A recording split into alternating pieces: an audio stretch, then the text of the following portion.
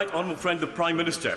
He's absolutely right not to enter onto a period of constant extension to our implementation period with the European Union. There could be nothing that would give the EU less incentive to come to a final agreement with the UK than embarking on such a process. And having had the torture of the last few years, where we saw endless increases in the time frame, we need not go through that again. I've given way to honourable friend.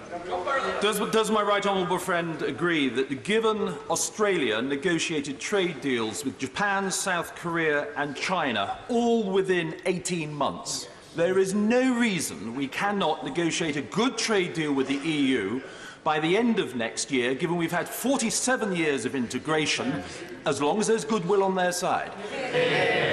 My honourable friend puts his finger on the most important point. It's not a technical issue we will face, it's a political issue that we will face.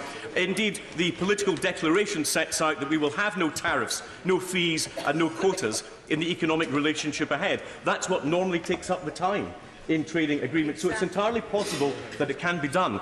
But the debate, Mr. Speaker, is that we will be embarking upon is not one about tariffs and fees and quotas. It's about regulatory alignment. That will be the central debate in the negotiations we have with the European Union, and we need to see this in a wider global context. At the WTO meeting in Buenos Aires, it became clear that in the global trading system there are two ways forward. One is the concept of harmonisation, a highly legalistic, regulatory means of doing business that says this is the way we do it today, therefore this is the way we'll always do it in the future.